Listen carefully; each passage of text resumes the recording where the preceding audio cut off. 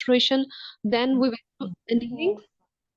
Annealing में हमने primer binding की, हमने डीएनए पॉलीमरेज को जो है वो हमने देखा कि वो यहाँ बाइंड हो रहा है। देन एलोंगेशन में क्या हो रहा है, अब टेम्परेचर हम एनीलिंग पॉइंट से थोड़ा सा जो है वो इंक्रीज करेंगे, that is from 70, that is above 70 to 80 degree centigrade.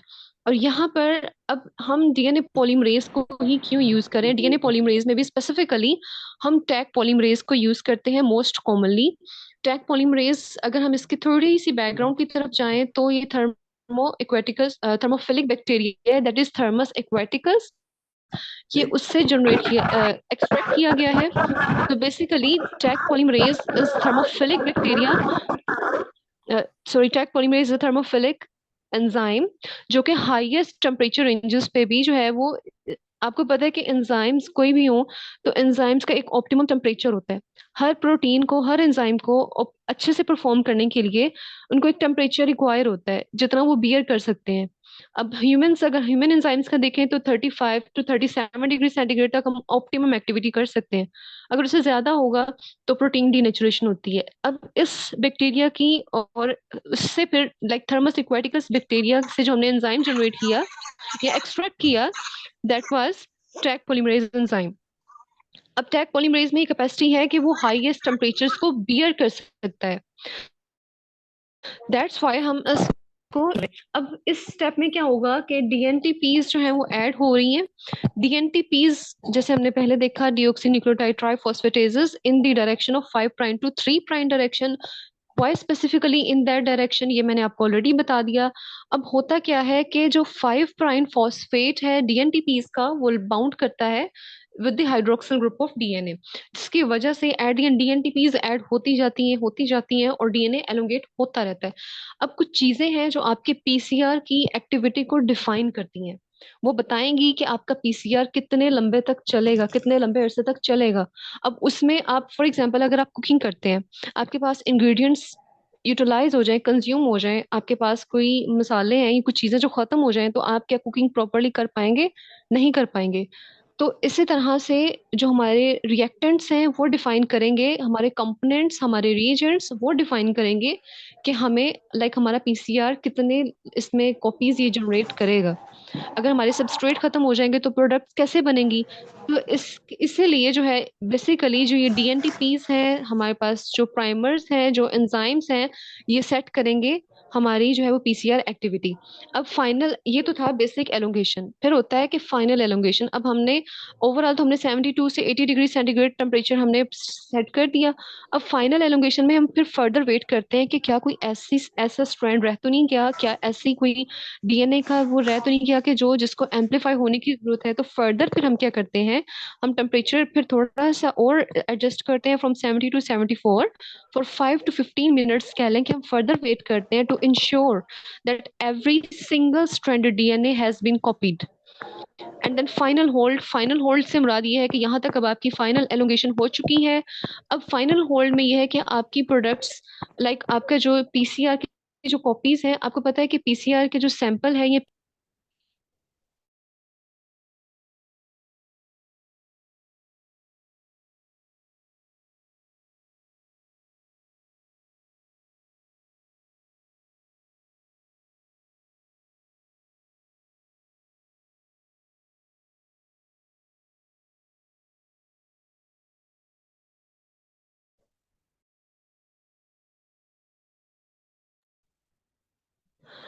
M I audible to all of you? मेरा माइक यस म्यूट हो मैम। गया था, प्लीज मुझे बता दें। ओके, प्लीज यस मुझे मैम, बताइएगा कि ऑडिबल। आपने कहाँ तक जो है वो, मैंने कहाँ तक आपको बताया था, क्योंकि मेरा माइक दरमियान से म्यूट हो गया और मुझे पता ही नहीं लगा। ओके, एलोंगेशन के स्टेप को मैं फर्दर रिपीट कर देती हूँ। बेसिकली अभी तक मैम हमने देखा कि आपका माइक ऑफ हुआ। ओके, तो हमने डिनेचुरेशन में देखा कि हमारे पास जो है वो डबल स्ट्रैंडेड डीएनए ब्रेक हो रहा है, और डबल हमारे पास दो जो है वो सिंगल स्ट्रैंडेड डीएनए हमारे पास एज अ टेम्पलेट एक्ट कर रहे थे, जिसपे डीएनए जो कॉम्प्लीमेंट्री प्राइमर सीक्वेंसेस हैं वो बाइंड करती हैं। देन प्राइमर के बाद फिर हमारे पास जो है वो उस हाइब्रिड पे अटैच होता है डीएनए पॉलीमरेज। एलोंगेशन में क्या होता है, as a name indicates elongation, elongation में क्या होगा कि हमारे पास जो डीएनटीपीज हैं, जो फ्री डीएनटीपीज हैं, जो कहाँ से आएंगी, हमारे रिएक्शन मिक्सचर में, हमारे कंपोनेंट्स में ऑलरेडी मौजूद होंगी। तो ये बाइंड करेंगे with that sequence in 5' to 3' direction. और हो कैसे बाइंड करेंगी, जो डीएनटीपीज हैं इनके नेम में है फॉस्फेट, डीऑक्सी न्यूक्लियोटाइड ट्राइफॉस्फेटेजेस, ठीक है। तो जो फॉस्फेट ग्रुप है वो डीएनए के हाइड्रोक्सिल ग्रुप के साथ अटैच करेगा, that will lead to elongation और एक्सटेंशन ऑफ डीएनए, जिसकी वजह से जो है वो प्रोडक्ट्स लाइक वो डीएनए की आपको मल्टीपल कॉपीज मिलती हैं, वो इन डीएनटीपीज की वजह से मिलती हैं। फिर क्या होता है कि फाइनल एलोंगेशन है। फाइनल एलोंगेशन में भी फर्दर ये है कि हम टाइम थोड़ा सा और बढ़ा देते हैं, सो दैट कि हमारे पास जो है वो मैक्सिमम कॉपीज जो है ना, वो डीएनए की जो है वो जनरेट हो सके, और हम इंश्योर करें कि कोई भी सिंगल स्ट्रैंडेड डीएनए हमारे रिएक्शन मिक्सचर में कोई रह तो नहीं गया। अगर कोई रह गया है तो हम उसको फर्दर थोड़ा सा टाइम और देते हैं, हम टेम्परेचर थोड़ा सा एडजस्ट करते हैं फ्रॉम 70 to 74, सो दैट कि हर सिंगल स्ट्रैंडेड डीएनए जो है वो एम्पलीफाई हो सके। एंड देन फाइनल होल्ड से मुराद ये है कि हम इन प्रोडक्ट्स की, जो हमारे पास आफ्टर पीसीआर प्रोडक्ट्स बनती हैं, हम उनको फाइनल उनकी स्टोरेज कर सकें फॉर 4 to 15 डिग्री सेंटीग्रेड। हम इनकी जो है वो एक स्पेसिफिक टाइम पीरियड होता है for short term storage of these products, हम उसके लिए इनको स्टोर भी कर सकते हैं। तो दैट वाज एलोंगेशन। अब हम नेक्स्ट मूव करेंगे। अब डायग्रामेटिकली देख लेते हैं। अच्छा, मॉलिक्यूलर में ये है कि अगर आप इसको जो है ना वो डायग्रामेटिकली अगर चीजों को लेके जाएंगे या इस तरह से लाइक इसको कंसेप्ट बेसिस पे आप करेंगे, तो आपको ड्यूरिंग स्टडीज और ड्यूरिंग प्रैक्टिकल एप्लीकेशन आपको ये चीजें बहुत आसान लगेंगी। और ऑनेस्टली बताऊं तो पीसीआर जब हम लोग भी पढ़ते थे, जब हम लोग करते तो खैर अब हम ये प्रैक्टिकल लाइफ में आके हमने देखा और किया भी, लेकिन जब हम हमें बहुत ही उससे पहले बहुत मुश्किल लगता था, लाइक ये क्या चीज़ है, ये इसको क्या कैसे होता होगा। लेकिन अब हर चीज ऑटोमेशन पर आ चुकी है और ये चीजें इतनी आसान हो चुकी हैं, लेकिन इसमें फिर भी आपका एक्टिव होना बहुत मैटर करता है। तो स्टेप्स ऑफ पीसीआर है इसमें, ये उनका फिर से एक डायग्रामेटिकली दिखाया गया है। आपने सबसे पहले आपको येलो कलर की क्यूवेट नजर आ रही होगी, जिसमें बेसिकली इसमें क्या है कि हमारा रिएक्शन मिक्सचर इसी में होता है, इसी में बफर्स होंगे, इसी में हम डीएनटीपीज फ्री डीएनटीपीज होती हैं, इसी में प्राइमर्स का सेट होगा, इसी में डीएनए टेम्पलेट है। और फिर से मैं रिपीट करूंगी कि जो डीएनए सैंपल है वो first of all before PCR DNA extract होता है लाइसिस बफर के थ्रू। हम जो है वो डीएनए एक्सट्रैक्ट करते हैं फ्रॉम दैट सैंपल, और उस एक्सपोज डीएनए को फिर फर्दर हम प्रोग्रेस करते हैं। अब पीसीआर स्टार्ट होगा, आपने देखा कि डबल स्ट्रैंडेड डीएनए है, हमने 94 डिग्री सेंटीग्रेड पे डीनेचुरेशन की, और ये सारी चीजें किस में हो रही हैं, थर्मल साइक्लर, या उस इंस्ट्रूमेंट को, उस डिवाइस को हम थर्मल साइक्लर बोल रहे हैं, ठीक है। डीनेचुरेशन है, देन उसके बाद एनीलिंग है, एनीलिंग में टेम्परेचर आप देखें तो लोएस्ट है।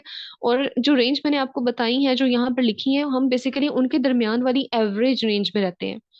एनीलिंग में क्या हुआ, अब आप देखें कि जो सेपरेटेड डीएनए स्ट्रैंड थी उन पे कंप्लीमेंट्री प्राइमर्स बाइंड कर रहे हैं on their 3' ends, 3' end of DNA. Then elongation, elongation में अब आप देखें तो ट्रैक पॉलीमरेज इससे पहले बाइंड हो चुका है और उसने अपनी एक्टिविटी स्टार्ट कर दी है, उसने एलोंगेट होना स्टार्ट कर दिया। देन एनीलिंग, सॉरी इन्होंने यहाँ पर गलत मेंशन कर दिया है, एनीलिंग के बाद एक्सटेंशन है, यहाँ पे इस डायग्राम में ये मिस्टेक है, आई एडमिट इट। और उसके बाद जो है वो आप देखें कि आपको double like from that single piece of DNA आपको दो जो है वो डीएनए की कॉपीज मिल चुकी हैं। और ये फर्दर जो डीएनए की कॉपीज हैं, ये हर कॉपी जो है वो एज ए नेक्स्ट कह लें कि टेम्पलेट एक्ट करेगी, और हर कॉपी अपना एक सेपरेट साइकिल चलाएगी, ठीक है। तो within short span of time आपको millions to billions copies of DNA जो है वो मिल सकती हैं। और अब आप खुद देखें कि हम अगर फोरेंसिक में बात करें, अगर कोई क्रिमिनल एक्टिविटी कहीं पर हुई है, आपको जस्ट वहां पर एक छोटा सा बाल मिला है, आपको जस्ट फिंगरप्रिंट्स मिले हैं, तो वो डीएनए की क्वांटिटी इतनी माइन्यूट सैंपल है आपके पास कि आप उससे मिलियन से बिलियंस कॉपीज जनरेट कर रहे हैं। तो क्या ये एक वंडर नहीं है साइंस का? ठीक है, अब नेक्स्ट मूव करें। एक फर्दर डायग्राम है जिसमें आपको फर्दर जो है वो क्लियर हो जाएगा कि पीसीआर के स्टेप्स में क्या हो रहा है।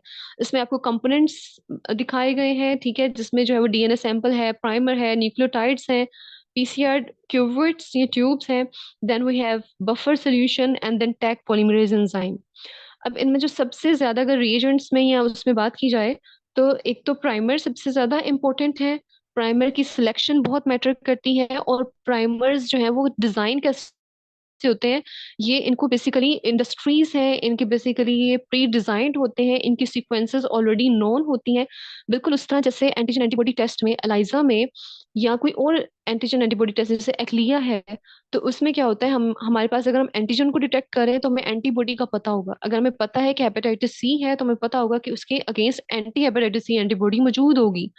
इसी तरह से फिर अगर उस एंटीबॉडी के थ्रू हम एंटीजन को डिटेक्ट करते हैं, इसी तरह से यहाँ पर प्राइमर्स का नोन होना और उस सीक्वेंस का नोन होना कि जिसको आप टारगेट करना चाह रहे हैं, वो बहुत मैटर करता है।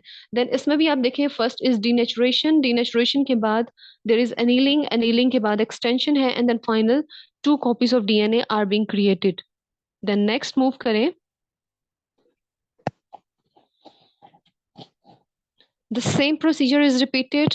यहाँ पर भी आप देख सकते हैं कि जी किस तरह से जो है वो प्राइमर बाइंड हो रहा है, किस डायरेक्शन में एलोंगेशन हो रही है, और किस तरह से जो हमारे पास कॉपीज बन रही हैं।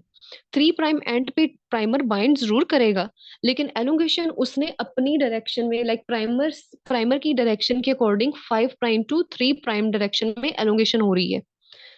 ठीक है, अब हम नेक्स्ट मूव करेंगे। ये बेसिकली मैंने हर तरह की कैपेबिलिटी को देखते हुए रखा है। अभी तक हमने बेसिक पीसीआर के बारे में देखा है। ठीक है, पीसीआर क्या है, पीसीआर के स्टेप्स क्या है, और मेरे ख्याल में आपको काफी हद तक अब ये क्लियर हो जाने चाहिए। ठीक, नेक्स्ट मूव कीजिएगा please. That is stages in PCR. ये थे पीसीआर के स्टेप्स, अब ये हैं स्टेजेस। आप कोई भी रिएक्शन देखें या कोई भी केमिकल रिएक्शन है तो उसकी स्टेजेस हैं। ठीक है, स्टेप्स थे जो पीसीआर के स्टेप्स हैं, जो बेसिक उसके प्रिंसिपल्स हैं कि पीसीआर में क्या क्या हो रहा है। अब उसकी रिएक्शन की बेसिस पे उसके 3 स्टेजेस हैं। First is exponential amplification. PCR में ये टर्मिनोलॉजी बहुत इस्तेमाल होती है, that is exponential. Exponential means speedily, fast, extremely fast. ठीक है, तो इसमें क्या होगा, एक ये वो फेज आएगी जिसमें जो है प्रोडक्ट हर साइकिल पे प्रोडक्ट डबल होती है। और जैसे ही 30 साइकिल्स कंप्लीट होते हैं तो on an average, on completion of 30 cycles you will have 1 billion copies of DNA. Can you imagine 1 billion copies of DNA? और ये अप्रोक्सीमेटली है अभी। ठीक है, देन उसके बाद एक फेज आती है लेवलिंग ऑफ। अगर आप ग्राफ सेट करें तो आप ग्राफ में देखें कि एक चीज है जो बहुत एक्सट्रीमली वो फास्टेस्ट वे में ऊपर की तरफ ग्राफ जा रहा होगा एक्सपोनेंशियल वे में, लेकिन जब लेवलिंग ऑफ स्टेज है, ये वो स्टेज है जिसमें आपका रिएक्शन स्लोज डाउन होता है। वो थोड़ी सी उसकी स्पीड कम होती है, और डीएनए पॉलीमरेज की एक्टिविटी कम होना स्टार्ट हो जाती है, डीएनटीपीएस की कंजप्शन इंक्रीज हो जाती है, प्राइमर्स जो है वो हमारे पास एग्जॉस्ट हुए जा रहे होते हैं। और ये वो चीजें हैं जो डिटरमिन करेंगी कि आपका रिएक्शन अब खत्म होगा, that will define the limiting activity of the reaction. और जब पीसीआर खत्म हो जाता है तो उसके लिए एक साइंटिफिक वे में हम टर्मिनोलॉजी इस्तेमाल करेंगे जिसे हम प्लाटो कहते हैं। Plateau means there is no more product due to exhaustion of reagents and enzymes. ये 3 स्टेजेस थी जो पीसीआर के रिएक्शन में हो रही हैं। आपने स्टेजेस को स्टेप से कंफ्यूज नहीं करना। ये रिएक्शन की बेसिस पे एक्सपोनेंशियल एम्पलीफिकेशन है, ये वो फेज है जहां पर बहुत स्पीडली ट्रिमेंडियस ग्रोथ होगी। लेवलिंग ऑफ है जिसमें ये ग्रोथ स्लो डाउन होगी। और प्लाटो वो है कि जिसमें लेवल ऑफ हो जाएगी चीजें, बिल्कुल कोई भी प्रोडक्ट नहीं बनेगी। ठीक है, that was the basic information of PCR. अब हम थोड़ा सा इन चीजों को प्रैक्टिकली थोड़ा सा देखते हैं, तो आप प्लीज नेक्स्ट मूव करें। आपने अटेंटिवली भी चीजें देखनी है, क्योंकि इसमें मैं आपको रिपोर्ट रीडिंग के बारे में भी बताऊंगी। ये शायद वो चीजें हैं जो चीजें हमने देखी हैं, जो चीजें आप लोग भी देखोगे। आपको पीसीआर की रिपोर्ट में सिर्फ ये नहीं होता कि आपने बता दिया रिएक्टिव है नॉन रिएक्टिव, वो एक लेमैन भी पढ़ सकता है, वो एक लेमैन भी बता सकता है। तो आप लोगों ने अपनी जो मेंटेलिटी है वो इस तरह से बनानी है कि क्वेश्चनिंग, लॉजिकल रीजनिंग, हमें जिस तरह से ट्रेन किया गया था और जिस तरह से अभी भी हो रहा है, तो हमने ये गौर करना है कि अगर ये चीज है तो क्यों है, कैसे है, आप इस चीज पे गौर करें। आपने अपना स्टैंडर्ड खुद सेट करना है, being a medical lab technologist. तो अब हम थोड़ा सा पीसीआर का थोड़ा सा एक ब्रीफ कंपैरिजन कर लेते हैं through other test, that could be ELISA, that could be ECLIA. अब पीसीआर की अगर हम देखें तो इसमें क्या हो रहा है कि हमने कोविड को एज एन एग्जांपल इसमें लिया है। तो आप देखें कि इसमें आप जेनेटिक मटेरियल को इजीली जो है वो इसमें स्टडी कर सकते हैं, आप एम्पलीफाई कर सकते हैं। लेकिन इसमें क्या हो रहा है कि एंटीजन एंटीबॉडी टेस्ट में जस्ट स्पेसिफिक प्रोटीन्स की जो है वो आप आइडेंटिफिकेशन करेंगे। और बेनिफिट्स पीसीआर के ज्यादा हैं एज कम्पेयर टू एलाइजा और एनी अदर टेस्ट। पीसीआर को जो है वो गोल्ड स्टैंडर्ड टेक्निक समझा जाता है for every viral infection, for any like disease जिसको हम सिर्फ जो है वो स्क्रीन आउट कर रहे होते हैं। तो PCR is the most specific, most sensitive technique, highly accurate. Remember, highly highly accurate. ये आपको सिर्फ ये नहीं बताएगी कि टेस्ट पॉजिटिव है नेगेटिव है, ये आपको ये भी बताएगी कि वो वायरल लोड अगर है आपकी बॉडी में तो वो कितना मौजूद है। लेकिन अगर एंटीजन एंटीबॉडी टेस्ट की बात करें तो ये सिर्फ आपको ये बताएंगे कि पॉजिटिव है या नेगेटिव है। डिसएडवांटेजेस में ये है इसके जो है वो थोड़े से डिसएडवांटेजेस ये आते हैं कि एक तो आपको कंटेमिनेशन का बहुत ख्याल करना है कि आपकी प्रोडक्ट्स कंटेमिनेट ना हो, आपके रिएजेंट्स जो है वो कंटेमिनेट ना हो। ईच एंड एवरी स्टेप पे आपने जो है वो अपना जो है वो सेक्शन, लाइक हमारा जैसे एमटीएच में था, तो वहां पर क्या है कि मॉलिक्यूलर को हमने माइक्रो वाली जिस तरह माइक्रो को हम सेपरेट करते हैं, इसी तरह मॉलिक्यूलर का सेक्शन भी सेपरेट किया हुआ है। और आपने जब जाना है तो you have to follow certain SOPs. आपने अपने शूज जो है वो बाहर उतारने हैं, आपने प्रॉपर जो है वो जिस तरह से आपको प्रोटोकॉल्स बताए गए हैं, आपने ग्लव्स का प्रॉपर यूज करना है, प्रॉपर डिस्कार्ड करना है, आपने डोनिंग डॉफिंग जो है वो आपने प्रॉपर तरीके से करनी है। अब पीसीआर के डिसएडवांटेजेस में ये है, एक तो ये थोड़ा सा जो है वो कॉस्ट इफेक्टिव नहीं है। आपको पीसीआर थोड़ा सा जो है ना वो महंगा पड़ता है, एक्सपेंसिव है। लेकिन जो दूसरे एलाइजा टेस्ट है, अगर आप हेपेटाइटिस सी को या हेपेटाइटिस बी की आपने डिटेक्शन करनी है फॉर एग्जांपल, तो आप खुद देखें यहाँ पर किट मेथड मौजूद है आपके पास, दूसरी एक्लिया डिवाइसेस में मौजूद है। आप सिंपल उसकी जो है वो कुछ थाउजेंड्स में पे करते हैं, मेरे ख्याल 500 to 1000 तक आप पे करते हैं। लेकिन पीसीआर की जो है वो कॉस्ट थोड़ी सी ज्यादा है। तो उसका ये है कि एक तो इसमें टाइम थोड़ा सा जो है वो 24 से 72 आवर्स तक लगता है, लेकिन इसमें टाइम ज्यादा नहीं लगता। एलाइजा का क्या है, एलाइजा बहुत लाइक आप बहुत शॉर्टेस्ट टाइम पीरियड में भी आप कर सकते हैं। लेकिन पीसीआर के लिए एटलीस्ट अगर आप रियल टाइम पीसीआर भी कर रहे हैं तो आपको 24 आवर्स लगते हैं। ठीक है, प्लीज आप नेक्स्ट मूव कीजिएगा। मुझे उम्मीद है आप लोग बोर नहीं हो रहे होंगे, यहाँ आपको स्लाइड्स है वो ज्यादा लेंथी नहीं लग रही होंगी।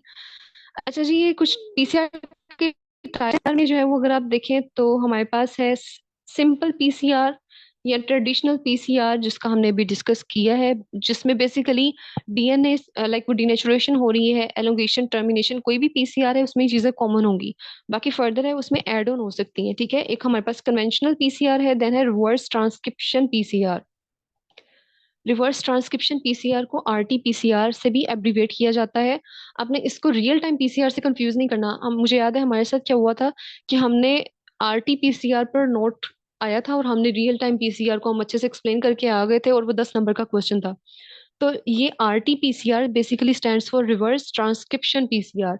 अगर फॉर एग्जांपल आपके पास ऐसे वायरसेस हैं जिनको आप डिटेक्ट करना चाह रहे हैं जो कि आरएनए बेस्ड वायरसेस हैं, तो उन आरएनए को पहले डीएनए में कन्वर्ट करने के लिए जो टाइप यूज हो रही है, that is reverse transcription PCR, like अगर रिसर्चेस में या वैसे भी।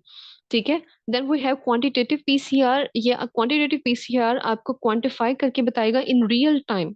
लाइक इन रियल टाइम से मुराद ये है कि जैसे जैसे पीसीआर प्रोग्रेस हो रहा है, पीसीआर हो रहा है, तो उसी के साथ साथ जो है ये क्वांटिफाई करता जा रहा है आपको कि हाँ भी इतनी जो है वो हमारे पास वायरल लोड मौजूद है, हमारे पास इतना जो है वो infectious agent to that extent आपकी बॉडी में प्रेजेंट है। Then we have digital PCR. Digital PCR में क्या हो रहा है कि जो डीएनए के फ्रेगमेंट्स है ना, फॉर एग्जांपल जो आपके पास टारगेट डीएनए है, उसको पार्टीशन की हुई है उसकी, उसको डिफरेंट सेगमेंट्स में ब्रेक किया जाता है इसमें। नेस्टेड पीसीआर है, नेस्टेड पीसीआर में 2 प्राइमर्स यूज हो रहे हैं। अच्छा, मैंने पीसीआर के टाइप्स को ज्यादा एलेबोरेट नहीं किया, वो इसलिए क्योंकि बेसिक मैकेनिज्म सब में सेम है। लेकिन जो हमारे पास सबसे ज्यादा जो यूज हो रहा है that is real time PCR. Even हमारी तो लैब में भी जो है वो रियल टाइम पीसीआर ही यूज हो रहा है। मल्टीप्लेक्स पीसीआर है जो कि इन अ सिंगल रिएक्शन आप मल्टीपल टारगेट सीक्वेंसेस को एम्पलीफाई कर सकते हैं। लाइक फॉर एग्जांपल अभी तक तुमने देखा ना कि एक हमारे पास स्पेसिफिक सीक्वेंस थी, for example at sorry adenine, thymine, guanine and cytosine, ये तीन चार जी हमारे पास वो एक शॉर्ट सीक्वेंस थी, हम इनको एम्पलीफाई करना चाह रहे थे। लेकिन अगर इसी तरह की आपके पास 3 से 4 टारगेटेड सीक्वेंसेस आ जाती हैं, या आप जेनेटिक म्यूटेशंस को स्टडी करना चाह रहे हैं किसी और लाइक किसी ऑर्गेनिज्म में, तो आप फॉर एग्जांपल अब उसमें 3 से 4 जो एबिरेशंस आ रही हैं, तो आप उनको स्टडी करने के लिए मल्टीप्लेक्स पीसीआर भी यूज कर सकते हैं। Then we have real time PCR. Real time PCR is similar to quantitative PCR, जिसमें जब रियल टाइम में क्वांटिफिकेशन हो रही है। Then we have hot start PCR और touchdown PCR and inverse PCR. Next move करते हैं हम। अब जो मैं आपको बता रही थी, अब आपने थोड़ा सा जो है वो ओपन माइंडेड के साथ थोड़ा लाइक आपने बहुत ज्यादा जो है वो एक्टिव होके अब चीजों के बारे में कुछ सोचना है। बहुत सारे क्वेश्चंस हैं, मुझे पता है कि आपके जहन में होंगे पीसीआर से रेलेवेंट। तो जैसे मैंने आपको बताया कि ये था बेसिक मैकेनिज्म, अब हमारे यहाँ ऑटोमेशन हो चुकी है। ऑटोमेशन में क्या हो रहा है कि हम एक प्रॉपर वर्क फ्लो को फॉलो करते हैं। जस्ट हमारे पास इंस्ट्रूमेंट है, हम उन्हीं में जो है वो सिर्फ जो है वो बफर्स वगैरह कोई रिएक्शन मिक्सचर्स को प्रिपेयर करके जैसे हम रख देते हैं। After specific period of time हमने जस्ट ये देखना है कि टेम्परेचर प्रॉपर रेगुलेट हो रहा है या नहीं हो रहा। ठीक है, तो प्लीज आप नेक्स्ट मूव करें। अब आपको कैसे पता लगेगा? हमने कहा कि जी हम टारगेट सीक्वेंस को टारगेट कर रहे हैं, हम एम्पलीफाई कर रहे हैं, हमारे पास कॉपीज बन गई हैं। हमें कैसे पता लगेगा कि जिस सीक्वेंस को हम स्टडी करना चाह रहे हैं, फॉर एग्जांपल हम किसी इंसान में अगर हेपेटाइटिस सी के लोड को देखना चाह रहे हैं वायरस के, तो कैसे, क्या वो टारगेट सीक्वेंस ही एम्पलीफाई हुई है या उसकी जगह पर हम किसी और लाइक नॉर्मल डीएनए को हम हेपेटाइटिस सी कंसिडर कर चुके हैं? तो उसके लिए कुछ सर्टेन मेथड्स हैं। अगर हम मैनुअल मेथड में देखें तो क्या हो रहा है, अब हम नेक्स्ट मूव करेंगे। तो यहाँ पर क्या होगा, आपको 4 से 5 मेथड्स हैं, ठीक है। या तो आप एगरोस जेल इलेक्ट्रोफोरेसिस करेंगे आफ्टर पीसीआर, ठीक है। या आप क्वांटिटेटिव पीसीआर है, ड्यूरिंग पीसीआर ही वो जो है ना वो क्वांटिफिकेशन कर रहा होता है।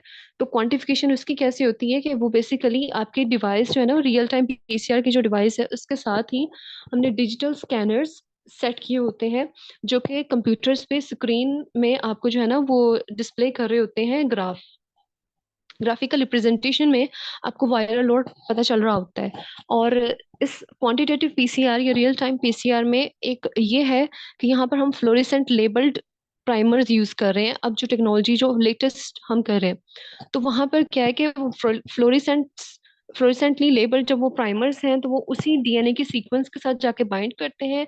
देन वो वही सिग्नल्स डिटेक्ट होते हैं, और वो सिग्नल्स जब एक प्रॉपर थ्रेशोल्ड तक पहुंचते हैं कि उनको डिटेक्ट किया जाए, तो वो फिर हमारी स्क्रीन पर विजिबल होते हैं। Then we have end point PCR, DNA straining and Sanger sequencing. तो डिफरेंट टेक्निक्स हैं जिनके जरिए आप डीएनए आइडेंटिफाई कर सकते हैं। तो बेसिकली आप कंफर्म करने के लिए डीएनए आइडेंटिफिकेशन टेक्निक्स यूज करते हैं।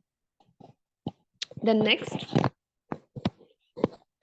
ओके, तो बीइंग अ टेक्नोलॉजिस्ट या बीइंग अ मेडिकल पर्सनल, आपको कोई रिपोर्ट दिखाता है, आपको कहता है कि आप बताएं कि ये रिपोर्ट इसमें जी क्या आ रहा है। तो आप सिर्फ ये बता देंगे कि ये रिएक्टिव है या नॉन रिएक्टिव है? नहीं, आपको पता होना चाहिए। अब कैसे, एक तो सबसे पहले लाइक कुछ चीजें हैं जो मैं चाह रही हूँ कि आपको बता दूं। एक तो ये है कि जब हम फॉर एग्जाम्पल 30 साइकिल्स में, मैंने कह दिया कि 30 साइकिल्स कंप्लीट होते हैं तो 1 billion copies of DNA generate होती हैं। तो आपने आपके जहन में आना चाहिए कि कैसे। तो there is a formula to calculate it simply. हमने जो क्या करना है कि नंबर ऑफ डीएनए कॉपीज जो उस गिवन नंबर ऑफ साइकिल्स में जनरेट होंगी, उसको हमने कैसे कैलकुलेट करना है, 2 raised to power n। N क्या है हमारे पास? Number of cycles. अब वो नंबर ऑफ साइकिल्स हमारे पास डिस्प्ले हो रहे होते हैं कि हाँ भी पीसीआर में इतने नंबर ऑफ साइकिल्स कंप्लीट हो चुके हैं, और 1 cycle is equal to proper denaturation, annealing and extension. जब ये तीनों स्टेप्स कंप्लीट हो जाएंगे और हमारे पास 2 डीएनए कॉपीज बन जाती हैं एट ईच स्टेप, तो this is a complete cycle. एक साइकिल कंप्लीट होगा तो हमारे पास 2 कॉपीज आती हैं। देन अगर फॉर एग्जाम्पल हमने 30 साइकिल्स कंप्लीट किए, we will multiply like 2 raised to power 30 अगर हम करेंगे तो आपको जो है वो बिलियंस में ही अमाउंट जो है ना वो उसकी चले जाती है। तो एक टर्मिनोलॉजी है साइकिल थ्रेशोल्ड। अब आप अगर पीसीआर की रिपोर्ट में देखेंगे तो आपको यहाँ तो वायरल लोड मिलता है डायरेक्ट, वो बता रहे होते हैं कि वायरल लोड फॉर एग्जांपल जी 10 लाख, 20 लाख, 22 लाख इतना मौजूद है।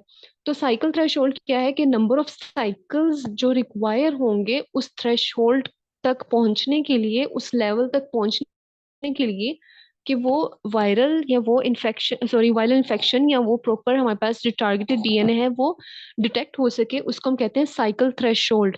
इसकी एब्रीविएशन है सीटी, ये आपको अक्सर जो है वो मिलेगा। मैं रिपीट कर दूंगी, cycle threshold is the number of cycles that are needed for the fluorescent signal to cross a defined threshold. Defined threshold से मुराद है to reach a definite level, कि वो डिटेक्ट हो सके। उस लेवल तक पहुंचने के लिए जो नंबर ऑफ साइकिल्स रिक्वायर होंगे दैट इज साइक्लिक थ्रेशोल्ड। अब साइकिल थ्रेशोल्ड हमारे पास जितना कम होगा, इट मींस कि वो हमारे पास वायरल लोड उतना ही ज्यादा है। अगर साइकिल थ्रेशोल्ड सॉरी हमारे पास साइकिल थ्रेशोल्ड अगर ज्यादा है, तो it means that viral load is lowest. अब इसका क्या लिंक है, सिंपल वर्ड्स में अगर देखा जाए तो ये नंबर ऑफ साइकिल्स, ये वो साइकिल्स हैं जो कंप्लीट होंगे। हमने बेसिकली एक स्टैंडर्ड सेट किया हुआ है ना, for example.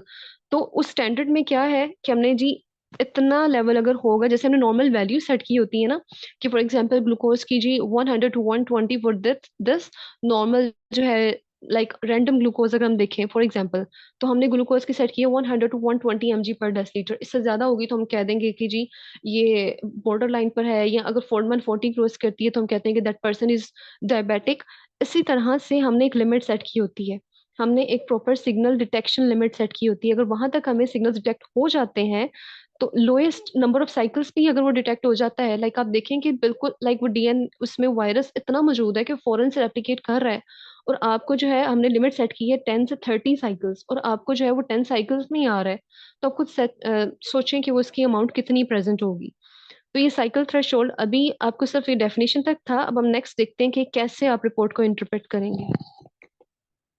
In the next slide, यहाँ पर जो है वो हमने swear acute respiratory syndrome Covid 2 की एग्जांपल ली है। ये सीटी वैल्यू आप देखें, फर्स्ट जो ये वाला फर्स्ट वाला कॉलम है, यहाँ पर आपको मिलेगी less than 25, 25 to 30, and then more than 30।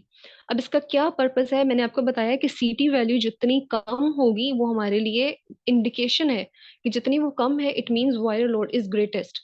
अगर किसी में हेपेटाइटिस सी, अगर उसमें जो है वो 22 लाख के करीब आ रहा है, तो इसका मतलब ये है कि उसकी सीटी वैल्यू उतनी ही कम होगी। अब यहाँ पर इस केस में क्या है कि अगर लेस देन 25 है, indication is high levels of virus, high levels of SARS COVID 2 genomic load, like इसका जिनोमिक लोड जब इसमें ज्यादा है। अब इसकी इंटरप्रिटेशन हम इस तरह से करते हैं कि इस तरह से, लाइक रिपोर्ट्स में तो आपको सिंपल वो एक वैल्यू वो दे देते हैं सीटी वैल्यू की, यहाँ यहाँ इतना 25 से 30 है तो आपको मॉडरेट लेवल्स मिलेंगे। अगर मोर देन 30 है सीटी वैल्यू, लाइक इसका मतलब ये है कि आपने इतने साइकिल्स रिपीट किए, इतने साइकिल्स रिपीट किए, फिर जाकर आपको जो है वो कुछ जो है वो डीएनए की कॉपीज मिली हैं, तो इसका मतलब ये है कि वो वायरल, या वो वायरल डीएनए जो है वो इतनी लोएस्ट अमाउंट्स में आपकी बॉडी में प्रेजेंट है, या उसका इन्फेक्शन जो है वो अभी स्टार्ट हुआ है, उसका आप ट्रीटमेंट ले सकते हैं। तो बेसिकली ट्रीटमेंट की जो प्रोग्रेशन है वो इसी बेस पे डॉक्टर्स डिसाइड करते हैं।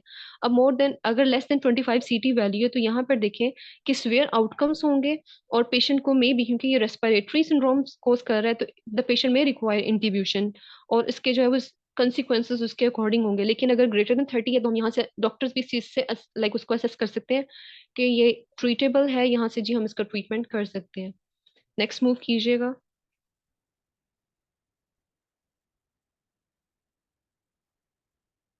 तो ये कुछ सिंपल था। अभी मेरे पास एक सिंपल रिपोर्ट थी, वो शायद मैं इसमें ऐड करना भूल चुकी हूँ। एक लाइव जो है वो पेशेंट की रिपोर्ट थी, उसमें था कि हेपेटाइटिस सी रिपोर्ट में था, रिपोर्ट में है जी रिएक्टिव या प्रेजेंट, इस तरह से स्टेटमेंट होगी। नीचे उसके लिखा होगा वायरल लोड जो है उसमें सिंपल ये था कि लाइक वायरल लोड में उसमें ये था कि लाइक उनकी थी 12 लाख या 22 लाख के करीब करीब थी वैल्यू। तो वो सिर्फ उन्होंने समटाइम वो वायरल लोड बताते हैं, तो वो वायरल लोड इसी तरह जो है वो, अगर फॉर एग्जांपल उसने 25 साइकिल्स कंप्लीट कर लिए, तो उसको 2 raised to power 25 करेंगे, और सिग्नल्स को देखते हुए उसको जो है ना वो डिटेक्ट कर लेंगे। ये थी। इसके अलावा शायद वो वाली स्लाइड्स मैंने लेटेस्ट मैंने इसमें एक दो चीजें और ऐड की थी, वो मैं लाइक आपकी हेड को वो सेंड करना भूल गई। उसमें था कि वर्क फ्लो है एक प्रॉपर, वो मैं दोबारा से जो है ना वो आफ्टर दिस वेबिनार में शेयर कर दूंगी। एक प्रॉपर वर्क फ्लो होता है हमारी लैब में। ये थी पीसीआर से रिलेटेड कुछ जनरल चीजें। अब होता क्या है कि जब आप लैब में एंटर होते हैं, एक तो आपने प्रोटोकॉल्स फॉलो करने हैं, आपने कंटेमिनेशन फ्री एनवायरनमेंट जनरेट करना है। देन डीएनए हमारे पास जो है ना एमटीएच लैब में सेपरेट चैम्बर्स हैं, 3 चैम्बर्स हैं। एक फर्स्ट है जिसमें डीएनए एक्सट्रैक्शन है, उसमें हम लाइसिस बफर यूज कर रहे हैं। देन हम जो है वो एज अ स्टैंडर्ड या एज अ कंट्रोल हम वाटर भी एक रिएक्शन मिक्सचर में हम वाटर लेते हैं। एक रिएक्शन मिक्सचर में सारे रिएजेंट्स वही होते हैं, लेकिन उसमें हम लाइव या जो रियल सैंपल है वो लेते हैं। दूसरे में क्या होता है, वाटर है, वाटर वाटर में ही हम रिएक्शन मिक्सचर ले रहे होते हैं, to ensure that there is no contamination, to ensure the reaction is carried out in right way. ठीक है। और इसके अलावा फिर हमारे पास कंट्रोल्स होते हैं, तो वो फर्स्ट स्टेप में क्या हो गया, वहां पे क्या होता है, हम टेम्परेचर उस तरह से प्रोवाइड करते हैं कि वो डीएनए एक्सट्रैक्ट आउट होता है। देन उन स्पेसिफिक, हमने कुछ नहीं करना वहां पर, हमने क्या करना है, हमने जस्ट सैंपल प्रिपेयर किया, हमने उसकी एक्सट्रैक्शन के लिए उसको उस डिवाइस में रख देना है। After that specific period of time हमने टेम्परेचर सेट करना है सबसे पहले ही। टेम्परेचर सेट कर दिया, सारा कुछ हो गया, उस टाइम के बाद हमने उस चैम्बर से मूव करना है अगले चैम्बर में, और वहां पे सिंपल जो है ना वो रियल टाइम पीसीआर डिवाइस पड़ी है। और वो पीसीआर डिवाइस जो है वो आपकी रीडिंग डिवाइसेस के साथ कनेक्ट है, और उस रियल टाइम पीसीआर में उसी क्यूवेट को हमने उठाकर जस्ट वहां पर हमने रख देना है। अब बिहाइंड द सीन आपको ये चीजें इसलिए पता होनी जरूरी है कि सो दैट कि अगर कहीं पर भी अगर कोई एरर आता है, कोई ट्रबल शूटिंग अगर हो, तो आप कैसे करेंगे, लाइक ट्रबल शूटिंग अगर करनी हो कैसे करेंगे। सो बीइंग अ टेक्नोलॉजिस्ट आपको प्रॉब्लम सोल्यूशन का पता होना चाहिए, प्रॉब्लम का पता होगा तो आप उसका सोल्यूशन निकाल पाएंगे। और ये वो स्किल है जो आपको सीखना जरूरी है, आपकी थ्योरी के साथ प्रैक्टिकल चीजें इनका पता होना बहुत जरूरी है। तो that's all from my side. If you have any question you can ask, and just follow this quotation कि किसी भी चीज को जो है किसी को भी खुद को डिफाइन ना करने दे, be your own definition. So thank you. That was all from my side. If you have any question please ask.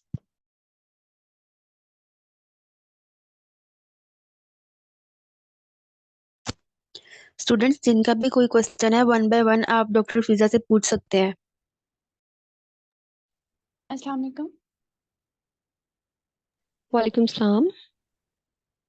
Ji ma'am, मैंने पूछना था, आपने हमें ये अभी डीएनटीपीज का बताया था ना, तो ये किस चीज़ की एब्रीविएशन है, और ये हमारे पास जो हमारे पास किट होती है उसके अंदर ये अवेलेबल होते हैं, जैसे बफर्स होते हैं, जैसे अब हमारे पास हेपेटाइटिस सी, हेपेटाइटिस की जो है उसकी टेस्टिंग की जो हमारे पास किट्स आती हैं, उसमें हमारे साथ हमारे पास बफर्स जो होते हैं वो पहले से अवेलेबल होते हैं किट के साथ। तो ये वाले जो हैं ये हमारे पास किट के साथ अवेलेबल होते हैं, या ये खुद बनाने होते हैं, या क्या? जी सबसे पहले तो यह है कि dNTPs stand for deoxy. Deoxy means deoxy ribose sugar से ये एब्रीविएट हुआ है, ठीक है। Deoxy nucleotide triphosphatases. अब आपने डीएनए का, जब मैंने आपको स्ट्रक्चर बताया था तो उसमें मैं बताया था कि डीऑक्सी राइबोस शुगर है, then DNA stands for deoxy, dNTPs use हो रही है वो एक।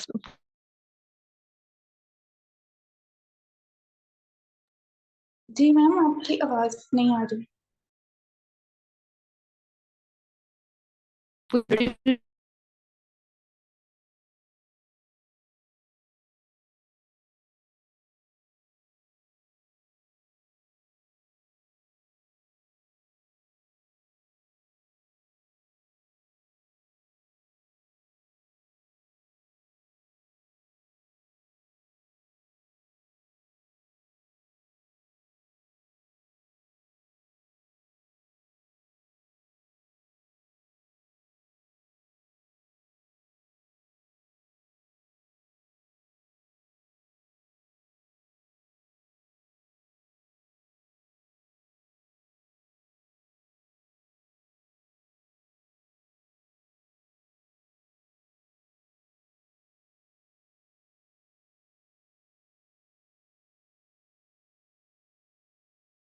क्वेश्चन है, how we extract DNA from human body. हम डायरेक्टली ह्यूमन बॉडी से डीएनए एक्सट्रैक्ट नहीं करते हैं, हम सैंपल लेते हैं। जैसे अब अगर हम क्लिनिकल साइड पे बात करें तो हमारे पास blood, we take blood as a sample most of the time. तो क्या होता है कि उस ब्लड में से, अब आपको पता है कि सेल्स मौजूद हैं, we have red cells. Red cells में तो खैर न्यूक्लियस नहीं होता, व्हाइट सेल्स हैं। देन हमारी बॉडी में हर टिश्यू में सेल्स हैं, तो उन सेल्स में डीएनए है। उन डीएनए से हम जो है वो उस न्यूक्लियस से जो है वो डीएनए को एक्सट्रैक्ट करते हैं थ्रू लाइसिस बफर। लाइक मैंने आपको स्टार्टिंग में भी बताया था कि हमें डीएनए चाहिए, हमें उस सैंपल से डीएनए चाहिए। तो हम सैंपल लेते हैं कहीं पर भी, अगर कोई फोरेंसिक में भी अगर देखें कोई इवेंट होता है तो क्या होता है कि वहां पर आपको ब्लड स्टेन्स मिलते हैं, आपको बाल मिलते हैं, आपको फिंगरप्रिंट्स मिलते हैं। तो उनमें क्या है, सेल्स हैं, उन सेल से आप लैब में डीएनए को एक्सट्रैक्ट करते हो। आपके पास बफर्स ऑलरेडी मौजूद होते हैं, they are specific to that. उनको हम लाइटिक बफर्स बोलते हैं, लाइसिस बफर्स बोलते हैं। तो उन बफर्स का काम ये होता है कि उस डीएनए को जो है वो एक्सट्रैक्ट आउट करते हैं। वो किस तरह से करते हैं, उनका मैकेनिज्म ये है कि उन्होंने उस न्यूक्लियस मेम्ब्रेन को रप्चर करना है। उस न्यूक्लियस मेम्ब्रेन को रप्चर करके they will expose that specific DNA. इस तरह से डीएनए एक्सट्रैक्शन होती है। After DNA extraction we do PCR. That's it. Okay, ma'am, thank you. Ma'am, next question है, why primer is attached to each strand at third prime end? Third prime end पे ये भी मैंने जो है वो पहले बताया था, अब मैं फिर बताती हूँ कि थ्री प्राइम एंड पे बेसिकली इस तरह से करते हैं, क्योंकि देखिए हमारे पास जो है वो डीएनए के सीक्वेंस, अगर हम डीएनए स्ट्रैंड देखें तो वो 5 प्राइम से 3 प्राइम डायरेक्शन में है। 3 प्राइम एंड पे अब जब डीएनए उस स्ट्रैंड को, लाइक उस टारगेट सीक्वेंस को जब हम देखते हैं, तो आफ्टर डीनेचुरेशन हमारे पास 2 सिंगल स्ट्रैंड्स बन जाते हैं। और वो दोनों स्ट्रैंड्स जो है वो 5 प्राइम से 3 प्राइम की डायरेक्शन में होते हैं। 3 पर जो है वो उस डीएनए का हाइड्रोक्सिल ग्रुप जो है वो एक्सपोज हुआ होता है। और उस बेसिकली फॉस्फोडाइस्टर बॉन्ड बनता है ना, तो जो hydroxyl group of that DNA and phosphate group of that primer, ये दोनों जो है वो बाइंड होंगे एट 3 प्राइम एंड। अब 5 प्राइम पे जो है वो तो ऑलरेडी, अगर डीएनए में अगर देखें, वो 5 प्राइम पे प्राइमर क्यों नहीं जाके बाइंड करेगा, क्योंकि 5 प्राइम पे तो ऑलरेडी फॉस्फेट ग्रुप एक्सपोज हुआ है, तो फॉस्फेट के साथ फॉस्फेट लिंक नहीं बनेगा। That will be phosphodiester bond. और इसी तरह से बनेगा जब 3 प्राइम एंड पे प्राइमर बाइंड करेगा to hydroxyl group of that primer, sorry, to hydroxyl group of that DNA, primer का फॉस्फेट और उसका हाइड्रोक्सिल। इसी वजह से